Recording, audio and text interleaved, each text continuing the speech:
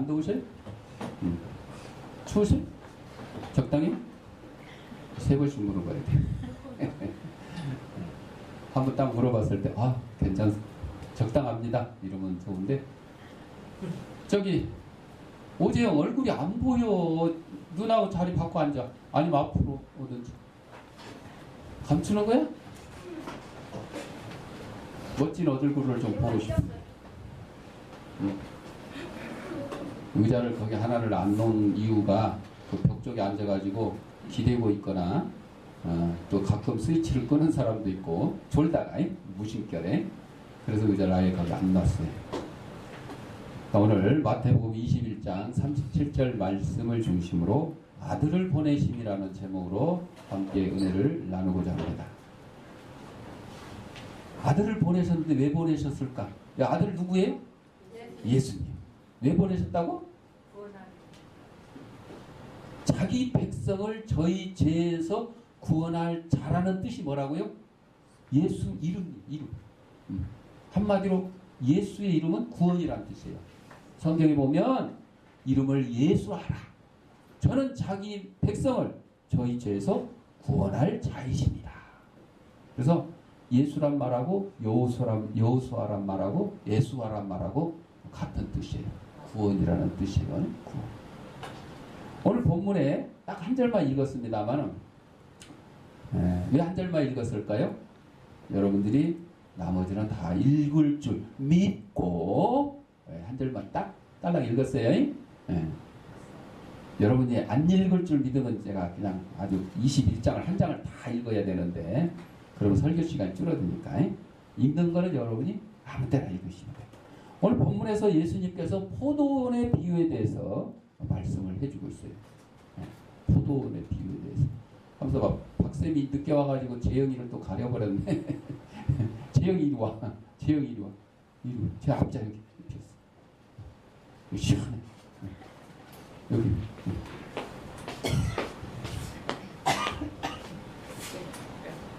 그렇지.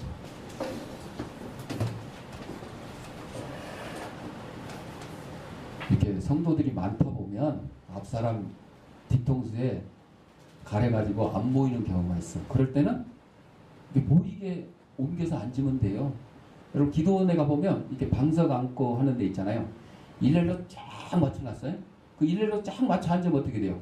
전부 앞사람 뒷꿈치에 앉아있는 거야. 그렇게 앉으면 안 돼. 지그재그로 앉아야 돼. 지그재그.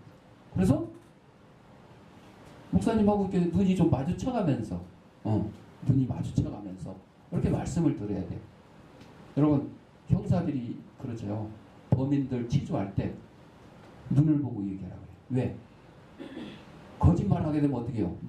눈동자가 돌아가거나 내리깔거나 그런데 진실을 얘기하면 마주보고 하는 거야.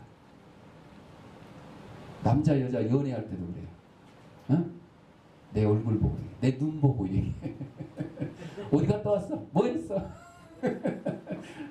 그렇게 얘기하죠. 친구들끼리도 마찬가지예요. 거짓말하는 사람은 눈을 쓱 피하는 거예요. 눈을 보고 마주보고. 너무 오랫동안 봐서 힘들면 뭐 한 번씩 감으셔도 돼요. 그러나 마주치는 게 좋아요. 포도원 주인이 여러분들 이제 이 포도원 비유를 많이 들었을 거예요. 포도원 주인이 누구예요? 하나님. 비유. 예를 들어서 이렇게 예화로 설명한 거야. 그래서 포도원 주인은 하나님.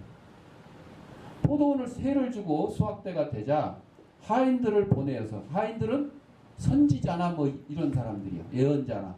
오늘날로 말하면 뭐 목사님들도 거기에 포함이 되겠지. 세를 받아오게 하였는데 포도원 빌린 사람들이 세를 주기는커녕 세 받으러 온 하인을 죽여버렸어요.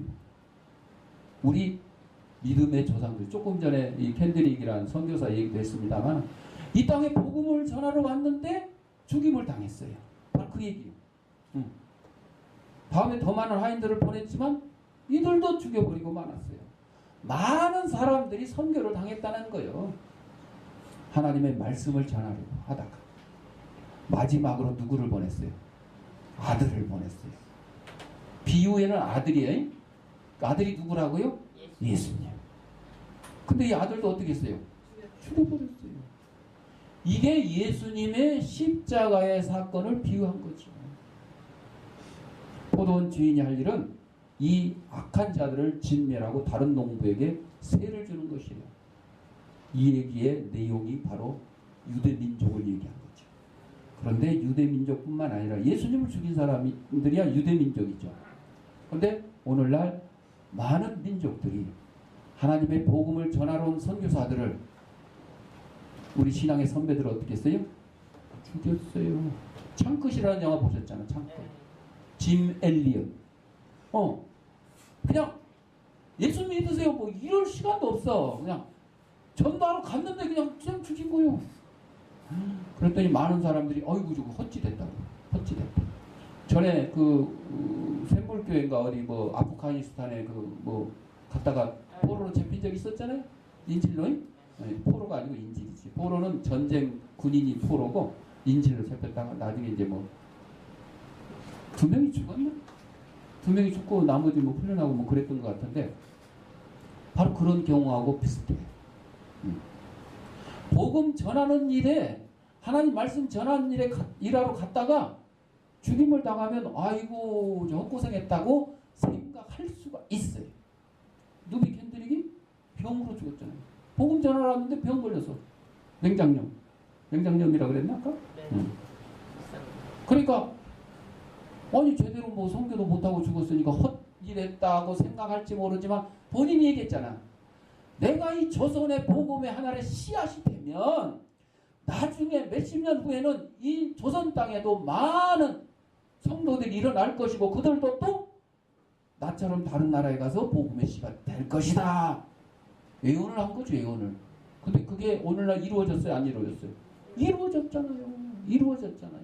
1000만에 가까운 성도들이 있고 미국을 이어서 세계 제2의 선교 태국이 됐어요. 여러분 경제로는 우리가 세계 10위권에 들지는 몰라도 더 잘하는 게 있어요. 뭐예요? 선교. 미국 다음에 2등이야. 이걸 자랑해야 돼. 이걸 자랑. 경제 뭐 이런 거 자랑하지 뭐 컴퓨터 뭐 인터넷 핸드폰 이거 자랑할 게 아니고 선교. 우리가 복음의 빚을 졌으니 마땅히 나가서 이 복음을 전하는 것이 마땅하도다. 이 말씀이죠. 그 얘기 하려고 그냥 막 포도원 얘기한 거예요. 여러분들 뭐 요즘 뭐 포도 맛있죠? 잘 익어서 그 얘기 하는 게 아니에요. 하나님께서 유대 민족에게 약속의 땅을 주셨고 열매를 기대하셨지만 그들은 하나님을 실망시켰고 선지자들을 보내자 죽여버렸습니다. 마지막으로 예수님을 보내셨지만 십자가에 못 박았어요. 요한복음 1장 21절에 자기 땅에 오매. 예수님이 이 땅에 오신 것이 누구 땅이요? 자기 땅이요. 누가 창조했는데? 하나님이 창조했는데 바로 예수님이 성자 하나님이시잖아요. 자기 백성이 영접하지 아니야. 아니 영접 안 하는 건 좋은데 어떻게 했다고요? 아니 동양 안 주는 건 좋은데 어떻게 했다고요? 쪽박을 깨. 아니 쪽박을 깨는 것도 모자라서 배에다가 곤장을 치고 죽이게 만들. 옛날에 그런 일이 비일비재했어. 우리 땅에도 이 조선 땅에도 옛날 조선시대 때. 그래서 하나님께서는요 그 이스라엘을 택했지만은 이제 실망하셔가지고 그 택한 민족의 자격을 다른 나라에게 줍니다. 다른 나라에게. 그렇게 해서 어떻게 됐어요? 우리나라에도 복음이 전하게 됐어요. 우리도 택한 백성이 된 거예요. 누구 믿고? 예수님 믿고. 얼마나 감사한지 몰라요. 어떤 변호사가 죽음을 앞두고 있어요. 친구가 찾아가니까 정신없이 성경을 뒤지고 있어요. 아니 자네 죽음을 앞두고 있는데 뭐하나 하고 물어봤더니 변호사가 하는 말. 빠져나갈 구멍이 없나 찾아보고 있다네. 변호사는요 법원에서 재판을 하는데 어떻게든 자기 의뢰인한테 유리하게끔 하는 거예요. 추운 사람 저 뒤로 가시고 더운 사람 앞으로 오시고 바람 물고. 이쪽이 덜 덥고, 응? 이쪽이 덜 춥고. 응. 자, 그 미국의 오제이 심슨이라고 전에 뭐 살인 뭐 어쩌고 했었잖아. 그 무죄 판결 났잖아. 그냥 그 피해자를 찔러 죽인 칼도 심슨 집에가 있었고 거기 지문도 묻어 있었대. 응. 그럼 우리나라로 말하면 이거 분명히 범이잖아. 근데 미국에서 변호사가 뭐라 그랬냐? 그 칼이 심슨 집에 있었던 것도 맞고 지문이 묻어 있는 것도 맞아요. 그런데 심슨이 죽였다는 증거거든요. 영상이 있냐? 지금 목격자가 있냐? 뭐 그럴 수도 있죠. 근데 하여튼 막 그런 식으로 변호를 해가지고 변호를 잘한 거야. 무죄 판결 났어요. 변호사들은 이 빠져나갈 구멍을 찾는데 이 우스운 얘기지만 죽을 때도 빠져나갈 구멍을 찾는 거예요. 어디 안 가려고? 지옥 안 가려고. 어디 가고 싶어서? 천국 가고 싶어서. 자, 하나님께서 우리 인류를 구원하기 위해서 아들을 보내기 전에 보낸 것들이 있어요. 첫째, 노아의 홍수와 죽음을 보냈어요. 그때도 경고했잖아요. 야! 너희들 너무너무 죄가 많고 아주 그냥 내가 그냥 이 세상 창조한 걸 한탄하셔가지고 그냥 싹 쓸어 없애버리겠다. 그런데 노아와 그 가족들은 내가 살려줄 테니까 저 산꼭대에 가서 방주를 만들어라. 그렇게 하고 또 세상 사람들에게 노아를 통해서 어떻게 했어요? 그 사실을 알려주게 됐어요. 앞으로 얼마 후에 큰 홍수가 나서 다 죽을 거니까 빨리 우리 방주로 와라. 그랬는데 세상 사람들이 콧 웃음을 쳤어요. 무시했어요. 그래서 어떻게 됐어요? 노아 가족 외에는 다 죽었어요. 인간들은. 또 누구를 보냈어요? 모세와 율법을 주셨고 피의 제물을 바치겠어요. 노에서 구원하고 이스라엘 백성을 가나안으로 인도했잖아요. 그 하나님을 영원히 사랑해야 될 유대 민족이 얼마 지나지 않아서 하나님을 거역했어요. 근데 여러분들 우리 성경을 쭉 매번 읽어보고 또 설교를 들어보고 하면 이게 반복이 되는 거예요. 역사, 우리 인류의 역사도 그런 것처럼. 그러니까 힘들 때는 이스라엘 백성이 누구한테 기도해요? 하나님께 기도해요. 뭐라고? 구해달라고.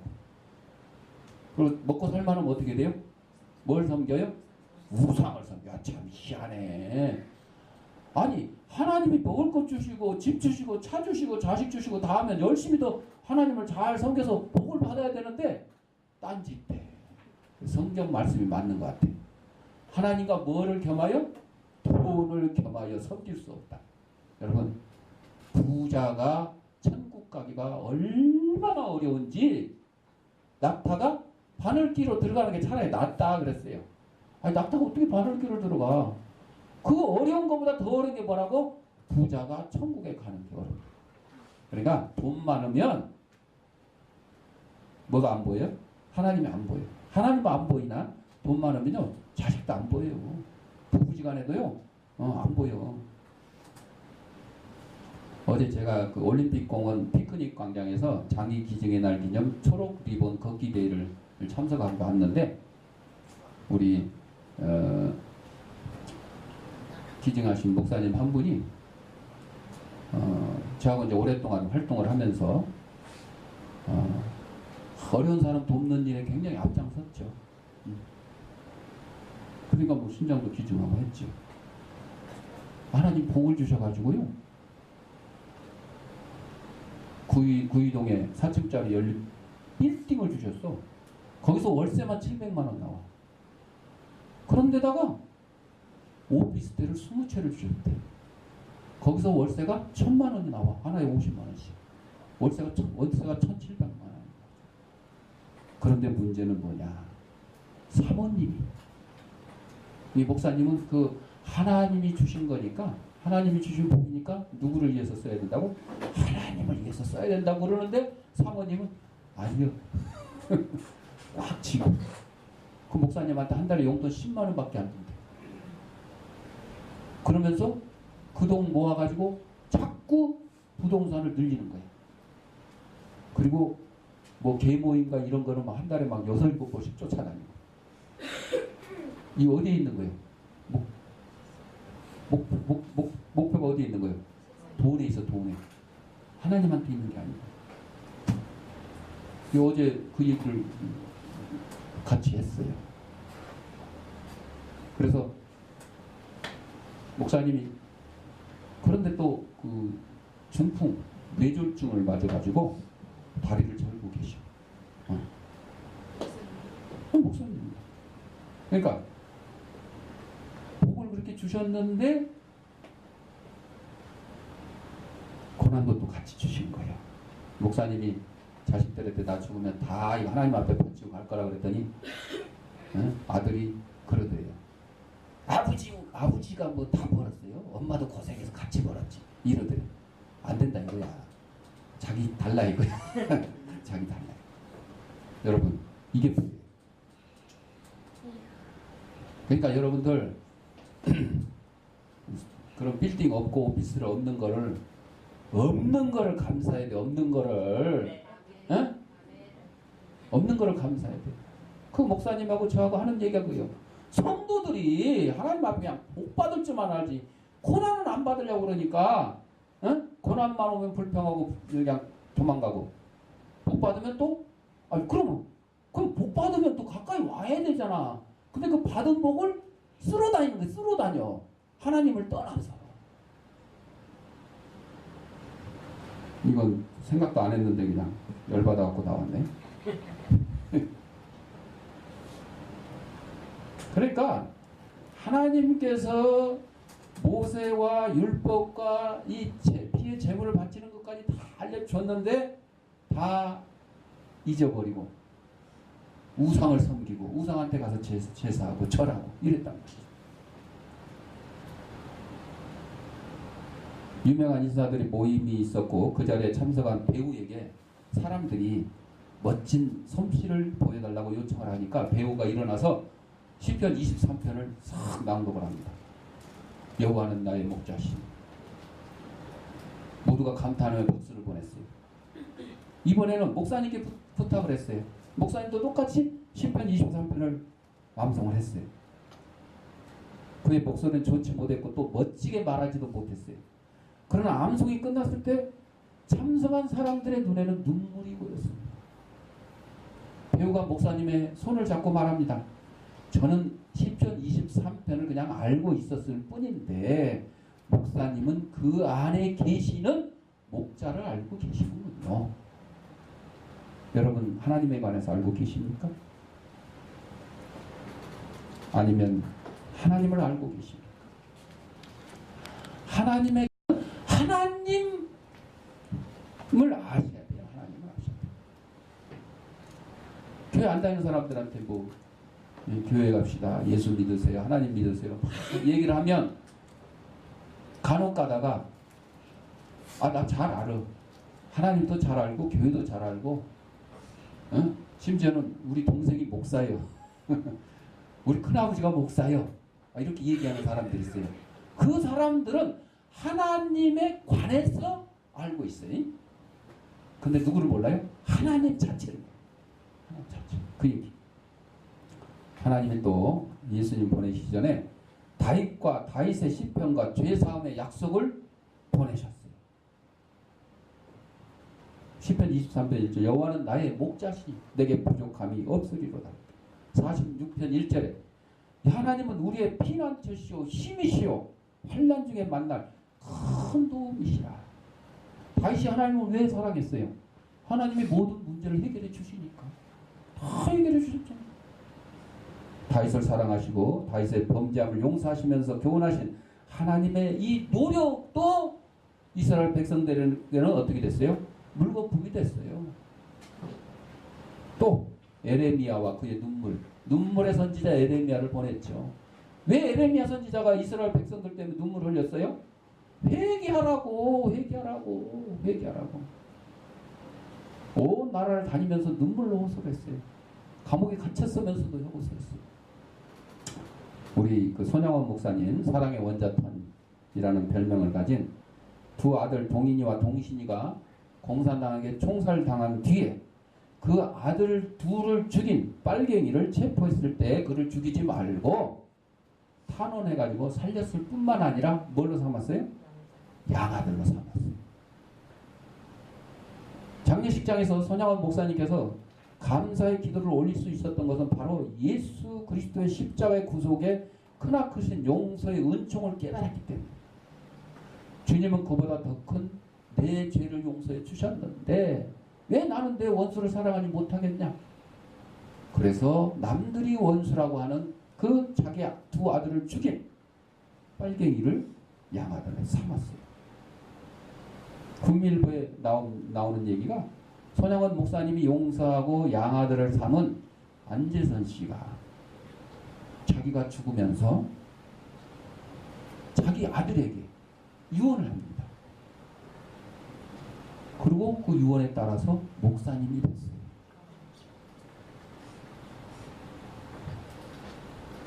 자기 친할아버지는 아니지만 손양원 목사님이 할아버지잖아요.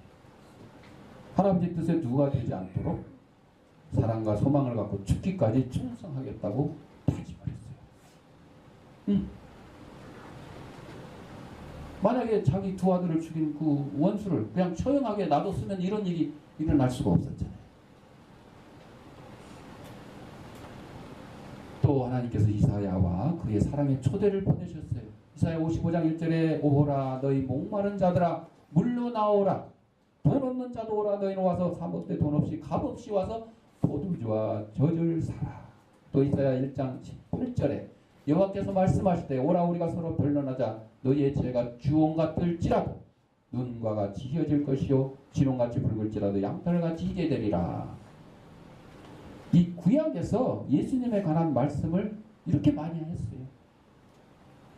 또 땅의 왕들과 유배와 징벌을 보내셨어요.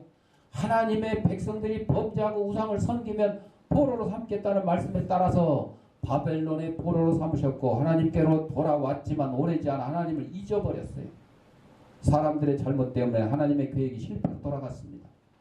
사실 실패로 돌아간 건 아니지만 표현을 그렇게 한 거죠. 하나님은 실패하시는 분이 아니세요. 후회하시는 분이 아니에요. 근데 우리 사람의 언어로 표현하자 보니까 그냥 이렇게 표현한 거죠. 예레미야 17장 9절에 만물보다 거짓되고 심히 부패한 것은 마음이라 누가 능히 이를 알리요. 하나님께서는 그의 가장 위대하신 일을 이루셨어요. 그래서 이렇게 노아도 보내 노아 방주 저기 모세 다이 예레미야 그냥 이사야 이렇게 보냈는데 안 되고 안 되니까 어떻게 했어요? 마지막으로 하나님의 독생자 예수 그리스도를 이 땅에 보내신 거예요. 그런데 영접하기는커녕 처음에 영접했어요. 예루살렘 성에 들어오니까 어떻게 했어요?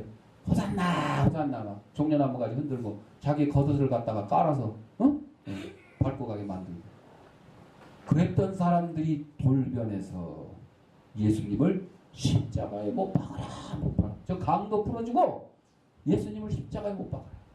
예수님을 십자가에 못 박아라. 최후의 통첩이죠. 예수님을 구세주로 영접하지 아니하는 자들은 구원받지 못하는 겁니다. 하나님께서 이 아들을 왜 보내셨어요? 자신의 마음을 드러내 보이려고. 오랫동안 보여주신 하나님의 사랑을 여러 선지자들과 자연을 통해서 깨닫지 못하는 자들에게 또 아들을 통해서 보여주셨어요. 아들을 통해서. 자신의 또 권능을 보이시기 위해서. 예수님께서 행하신 권능은 하나님께서 행하시는 권능의 일부에 불과합니다. 예수님 이 땅에 오셔서 권능을 행하셨는데 배고픈 자에게 먹을 것을 주셨는데 저처럼 막 푸드뱅크에 가서 빵집에 가서 얻어다가 준 게 아니고 오병이요 보리떡 5개와 물고기 2마리를 갖다가 쉬운 말로 하면 뻥튀기라고 하기도 좀 그렇네. 뻥튀기는 자국에 커졌을 뿐이에요. 5천 명을 먹이고도 12광주리가 남았다. 말도 안 되는 거죠. 우리 인간의 기준으로는 말이 안 되는 거예요. 근데 이미 예수님이 오시기 이전에 그런 기적을 보여주셨어요. 이스라엘 백성을 광야에서 몇 년 동안 40년 동안 하나님이 먹여 살렸잖아요. 그때 뭘 주셨어요? 만나와 메추라기. 아, 거기도 좀 줘요. 그랬더니 메추라기 주시면서. 응? 만나가 얼마나 맛있으면 이름이 만나요. 여기 앞에 참만나라고 식당 이름도 있지만 그분 저기 저 공동교회 다니시는 분이니까 참만나요. 만나 식품. 만나 안 만나 그게 아니고 맛있다는 뜻이에요. 원래 뜻은 이것이 뭐냐? 하늘에서 쫙 내려왔는데 이게 뭐 눈 같고 이슬 같고 이게 뭐냐? 그게 만나요. 이름이 만나. 이미 보여주셨어요. 5천 명이 아니라 그 당시에 이스라엘 백성이 애굽에서 나올 때 맨날 계산해보지만 60만 명이 나왔다 그러면 60만 명은요. 남자 어른들만 60만 명이요. 애들, 엄마, 할아버지, 할머니 너무 나이 드신 할아버지도 포함되겠죠. 그러면 한 가족에 4명만 보태도 4, 6은 24, 240만 명. 근데 그 당시에 이스라엘 백성이 몇 지파요? 12지파. 그러니까 기본이 12명이야. 기본이야. 10명 곱하면 60만 곱하기 10명은 600만이요. 600만 명이 40년 동안 굶어 죽지 않고 하나님이 주신 만나 메추라기로 살았다. 이거를 그냥 보여주신 거예요. 예수님이 5천 명 먹이고 12광줄이 남은 거 이건 그냥 맛배기니까. 맛배기. 그리고 38년 된 중풍병자를 살리기도 하시고. 그리고 시각장애인을 눈뜨기도 하시고. 장님, 맹인 이런 소리 하면 안 돼. 차별금지법이야. 벙어리 이것도 하면 안 돼. 이제 듣지를 못하면 말도 못해요. 입이 없어서 그런 게 아니라 들어야 말을 하죠. 그래서 청각장애인. 이제 농아인 그럴 때는 이제 말을 못한다는 그런 뜻인데 청각장애 듣지 못하면 말. 그러니까 이제 선천적으로 그런 거죠. 후천적인 거는 뭐 듣지 못해도 말할 수는 있죠. 선천적인. 자, 예수님이 이 땅에 오셔서 오병이어의 기적을 일으키고 중풍병자를 살리고 시각장애인 눈 뜨고 청각장애인 기뜨게 하고 심지어는 죽은 자를 살리기도 하셨죠. 그거는 하나님의 모든 권능 중에 일부분이요. 일부분. 또 왜 예수님을 이 땅에 보내셨냐고요? 사람에게 보다 보람 있는 삶을 가르치기 위해서. 구약에는 동해보호법, 눈에는 눈, 이에는 이. 그런데 예수님께서는 뭐라고 했어요? 내 이웃을 내 몸같이 사랑하라. 여기 써놨네요. 또 피의 제물을 삼으시기 위해서. 과거에는 짐승을 잡아서 제단에 바쳐서 죄사함을 받았는데 히브리서 9장 22절에 보면 율법을 따라 거의 모든 물건이 피로써 정결하게 되나니 피 흘림이 없은즉 사함이 없느니라. 이제는 예수님의 십자가의 보혈로 한 번의 희생제물이 드려진 걸로 말미암아서 다시는 우리가 죄사할 필요가 없게 된 거죠. 예수님 믿기만 하면 된 거죠. 얼마나 쉬워졌어요. 또 요한일서 1장 7절에 그가 빛 가운데 계신 것 같이 우리도 빛 가운데 행하면 우리가 서로 사귐 있고 그 아들 예수의 피가 우리를 모든 죄에서 깨끗하게 하실 것이라고 했어요. 또한 예수님은 이 땅에 보내신 것이 새 길, 생명의 길로 보내주신 거예요. 하나님과 천국에 이르는 유일한 길은 오직 예수 그리스도 외에는 없어요. 구원받을 길은 예수 그리스도 외에는 없어요. 다른 뭐 종교에서 얘기하는 그런 것들요 다 쓸데없는 거예요. 인간들이 만들어낸 거예요. 하나님과 천국에 이르는 유일한 길 오직 예수 그리스도밖에. 헌금을 아무리 많이 하고 뭐 봉사를 많이 하고 착한 일을 많이 하고 뭐 헌혈을 많이 하고 이랬다고 해서 천국 가는 게 아니에요. 구원받은 백성으로서 마땅히 해야 할 일로 하는 거죠. 천국 가려고 하는 게 아니고 이미 천국 확보했어요. 저 추석 기성 열차표 예매 끝났죠. 예매한 것처럼 딱 천국표 예매가 된 거예요. 그러니까 너무너무 감사한 거예요. 나는 천국 가면 이 땅에 가지고 있는 거 다 필요 없어요. 다 필요한 이웃들에게 어떻게 해요? 다 나눠주는 거예요. 마지막으로 언젠가 다시 그의 아들을 보내실 것이라고 했어요. 예수님께서는 영원히 살고 영원히 통치하기 위해서 다시 오십니다. 죽었던 성도들이 부활하고 살아있는 우리들은 변화되어 공중 들림을 받을 것입니다. 페이스북에서 어떤 분이 나한테 우리 교회 목사님은요 천국이 이렇게 공간적인 천국이 아니래요. 그냥 마음속에 예수님이 함께 하시면 우리의 마음속이 천국이지 성경에서 말하는 공간적인 천국은 아니라고 그러네요. 실망했대.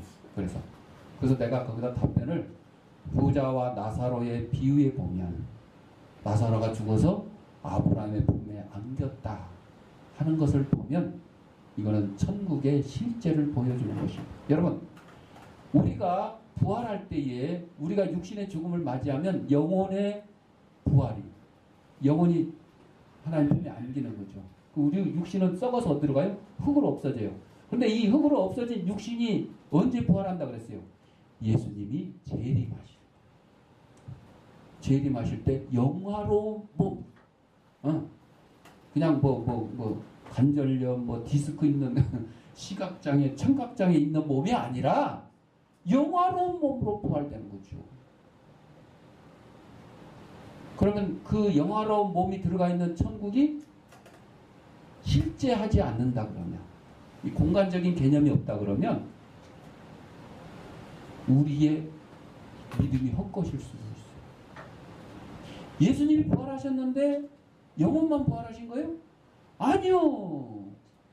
육신도 부활하셔가지고 어떻게 했어요? 제자들에게 보여주고 주방에 있는 도마에게, 주방에 있는 도마가 아니구나. 예수님의 제자 중 도마에게 야야야야 보고 믿지 말고 안 보고도 믿어라. 야 이리 와라. 만져봐라. 못자국 청자국 다 하고 만지게 해주셨다. 그러니까 도마가 주여 하고 고백하는데, 야 그러지 말고 그냥 말로만 해도 좀 믿어라. 그냥 이 성경에 기록된 대로만 해도 좀 믿어라. 그렇게 말씀하셨죠. 하나님께서 마지막으로 그의 아들을 보내셨어요. 왜? 누구를 위해서? 우리들을 위해서. 그래서 그리스도를 영접하는 자에게 뭘 주셨어요? 영생을 주셨어요. 구원을 허락해 주셨어요.